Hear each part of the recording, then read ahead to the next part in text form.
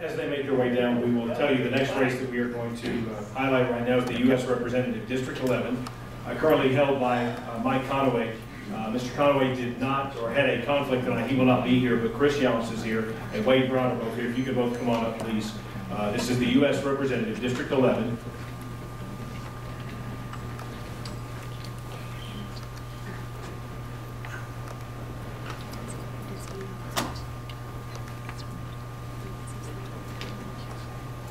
Okay, you both drew also for your opening statements. Mr. Younts, you are first. Yes. I'm Chris Younts. I'm running the Republican primary to represent our 11th Congressional District. I'm from San Angelo. Been married 29 years, have 2 grown children and a grandchild. I grew up in the cattle business, ran a pecan orchard. I was a professional firefighter for 11 years until a bull and I had an argument over going in a trailer one day, and he won the argument. And when I got out of the hospital, I didn't go back to the fire department. I own an independent insurance agency in San Angelo now. I'm a businessman. And as a businessman, I have some qualifications that seem to be in pretty short supply in Washington these days. Number 1, I still remember how to balance a checkbook. And number 2, I understand you can't keep borrowing and spending money that you don't have. And in case anyone is wondering, I'm not real politically correct. Yes, I have a valid birth certificate from Bell County, Kansas. Mr. Younts, thank you. Mr. Bowen. Thanks everyone for thank you. Thanks for having me here. Appreciate y'all's attendance, everyone who's listening and watching via the other media that we currently have operating here. 60 seconds is precious little time for us to go into any detail at all. My name is Wade Brown. I live in Brown County, Texas. I spent the last dozen years on active duty in the Marine Corps. I have been in business for myself off and on since the middle 1990s. And the bottom line is, ladies and gentlemen, in this particular election, for this particular office, you do have some distinct choices that you can make. You can vote for someone who has an incumbent, has voted for $3.1 trillion of debt limit increases. Mr. Conaway has done so. That's just a factual statement. Or you have an alternative. You can vote for somebody who's going to be a bulldog in the U.S. House, who will hold the line for you and for our children when it comes to the issues of most importance to our nation today. There is a choice for you to make. So thanks for being here. Thanks for listening. I look forward to getting to know you all better. Robert. Well, you may have both answered the first question, but we'll give you maybe a little more time for that. We'll start again with Chris. Of course, Mike Conaway is our currently serving representative, conservative Republican. He served several terms in office. What makes you different, and what makes you think you can do things different in Washington? Well, Mike argues a lot about he wants to move up within the party. He wants to be on a committee. Well, what that leads to is a go along to get along mentality. And instead of representing us, the constituents, he represents what will move him up in the party. I think one of the classic examples we all know about was the TARP bailout. We as his constituents overwhelmingly supported the free market. We didn't want our taxpayer dollars redistributed to mismanaged financial institutions. Now, by doing that, not only did they contradict the model of the free market, they exacerbated the problem. If you look at the FDIC failed bank list, we have more banks, small and medium-sized banks, fail since the TARP bailout than any time since the S&L crisis. So what we've done is made the problem worse. Now we have fewer small and medium-sized banks to pick up the slack. Mr. Younts, thank you. Mr. Brown. Could you repeat the question? Sure. Mr. Conaway served several terms in office. What makes you different, and how would you operate differently in Washington? Thank you for the question. I would operate very differently than Mr. Conaway. I have said so much in my pledges and in writing. For one, I won't vote for debt limit increases or any kind of unbalanced budget. You can't say that you're for a balanced budget amendment and then vote for continuing resolutions that continue to spend us into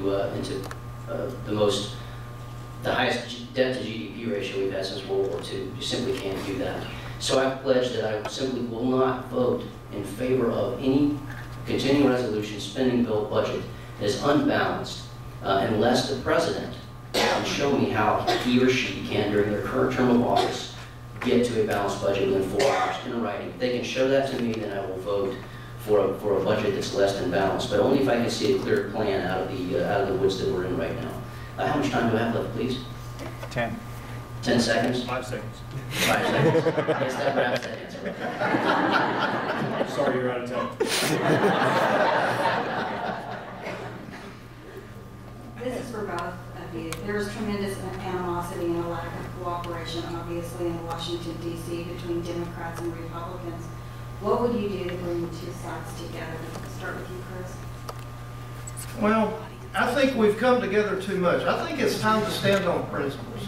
You know, we need to stand on the principles and values that made us the greatest, most prosperous, highest standard living of nation in the world. And we shouldn't compromise those principles.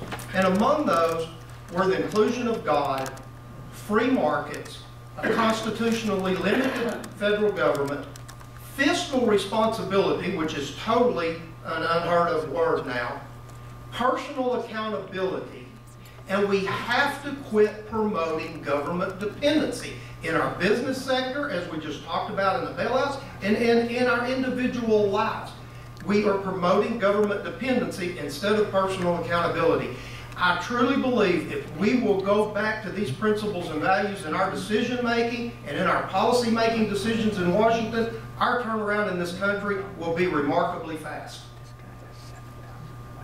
Thanks for the question. It is a very central question. There's two basic philosophies, and they're both kind of right. One of them is that you have to compromise a little bit in order to make things happen, because you are sitting with a whole lot of diverse backgrounds. I mean, people from New York and other foreign countries are up there. So the bottom line is I have worked with people from various backgrounds, both in the government and civilian sectors at fairly high levels.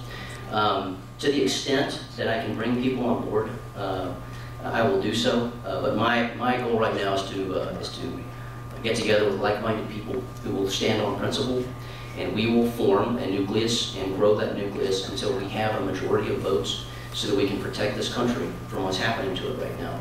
It's the only way out, ladies and gentlemen. We cannot compromise. Mr. Younts is right on that. Compromise has gotten us into a great big mess. We've got to have a line to draw and stand by. I guarantee you I will stand by the line that I have established. Thank you. Gentlemen, we have a question for both of you from our OA Interactive desk, and this is the question. Mr. Younts, we'll start with you. In trying to curtail national spending, what specific local project or earmark supported by Congressman Mike Conaway would you do away with? Well, I'll tell you one example. I fully support the free market, free enterprise, and I'm all for using CO2 for enhanced oil recovery. It's old technology. It's been around for years. I know y'all built a coal plant here. I'm all for that if the private sector does that. But we had a federal grant come in to give money to that. Well, there we go. All right? We are injecting the government into an area that should be solely the free market. The oil industry, if they need the CO2, which you do for the enhanced oil recovery, let the free market provide that. You can't take money from someone in San Angelo or Granbury or Brownwood, as bad as this sounds to y'all, but we can't support the oil industry. We have our own industries to support. You have to do that, and that is one example I can use. Thank you. Mr. Brown? I would like to categorically reject the old so-called political conventional wisdom statement that all politics is local. There is no such thing as a local project in the U.S. House of Representatives. If you folks want local projects supported from your U.S. government, then you're going to be asking, number one, for U.S. government intervention. And number two, you're also going to have to be ponying up money for a walking path in Portland, Oregon, or for some other project that has no interest to us. 435 members of the House, 100 members of the Senate, that's 535 people. And Mr. Conaway, of course, has a horrible record in this regard. The last 3 fiscal years he submitted earmarks, they were over $20 million per fiscal year. Multiply that by 535, you have a spending bonanza. That's how these folks are tied in, and it's unfortunate. It's the wrong way to go, and the bottom line is no local projects. We're a federal government at the U.S. House level, and I'm a free enterprise person as well. Thank you. Gentlemen, thank you both. You now have 2 minutes each for your closing statements. Mr. Younts, you will be first. You know, we talk a lot about the biggest challenges we face as a nation. I'm going to tell you the biggest crisis I think we face as a nation is a lack of leadership. We have a government we can't afford. All right? We have spending that's out of control, and our Constitution is being shredded. And all I hear is compromise. Now, we've compromised ourselves into a $16 trillion debt, a $1 trillion a year deficit.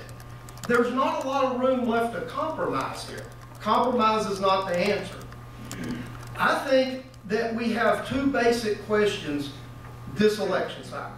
And number one, as Americans, does this document still matter? It's the Constitution. And since I'm running in the Republican primary, I think we need to ask ourselves, does the Republican platform and the principles we say we stand for, do they really matter, or is that just rhetoric? So I can sum this up simply. If you believe that more government is the answer, that bailouts, debt ceiling deals, goofy 12-member super committees, earmarks, and more business as usual is a solution to the problems we face, then vote for the incumbent, because that's his record. Because I will not vote for bailouts. I will not vote to raise the debt ceiling. I will not advocate my responsibility to goofy 12-member super committees. I won't request earmarks, and I will not compromise on the principles and values that made this nation great. Now look, there's a lot of reasons and ways to argue for the status quo, but I look at it this way. If your horse isn't swimming, if the one you brung won't dance, or if your dog isn't hunting, it's time to get a new horse, a new dance partner, and a new dog. I ask for your support.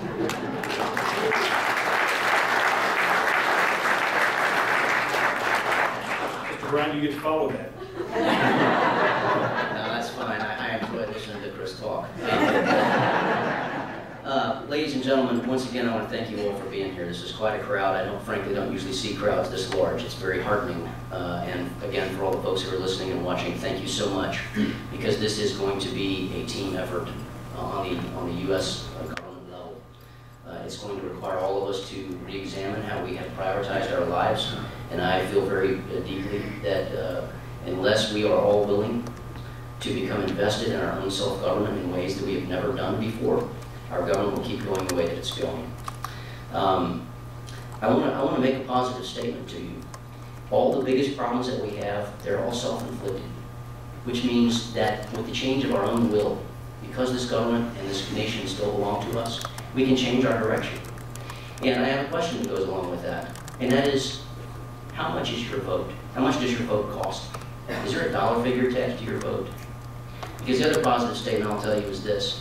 Any person can be beaten in an election, even a powerful incumbent who's very well funded, because elections are still won by votes and they're still won by voters. So I would very respectfully ask you to please go to all of our websites, compare us as candidates, vote your conscience, be invested in your government once again. Our country's hurting, and no 1 or 2 or 3 or 435 people can fix it. It's going to take all of us. So thanks again, and appreciate your consideration. Again, my name is Wade Brown. I'm running to be your U.S. Representative. Thank you.